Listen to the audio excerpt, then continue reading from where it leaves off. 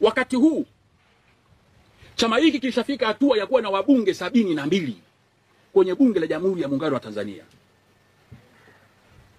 Hakuna chama kingine chochote katika nchi hii kilishafikisha idadi hiyo ya wabunge, kwa sababu ya jasho, damu, maumivu ambayo tumeyapitia wote, kila mmoja akiwa na mchango wake.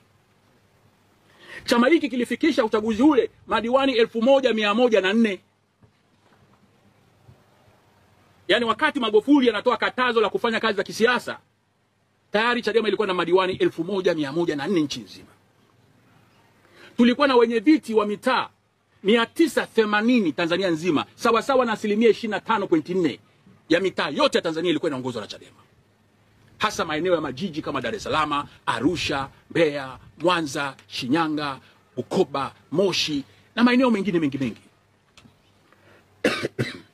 Tulikuwa na wenye viti wa vijiji 1754 ambayo ni 18% ya vijiji vyetu vyote vya Tanzania vilikuwa vinaongozwa na Chadema. Haikuwa hatua ya kitoto, ilikuwa ni jasho na damu ya wanachadema. Tulikuwa na vitongoji tunavyoongoza 9145 nchi nzima.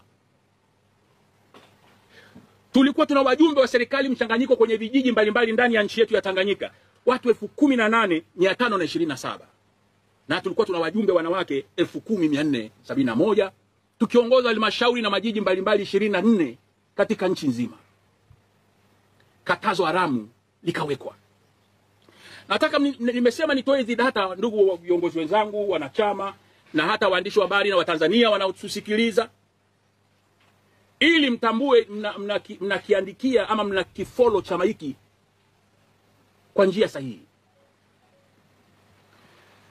Kuanzia 2016 katazo la mikutano na shughuli za kisiasa la vyama vya siasa likafanyika.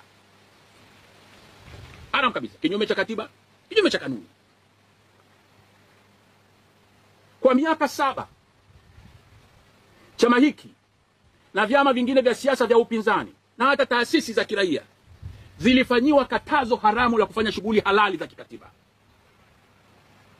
Katazo hili haramu limeondolewa mwaka jana, tarehe 3 mwezi wa kwanza mwaka 2023, ndio Rais Samia alipotangaza kuondoa katazo haramu batili waliokuwa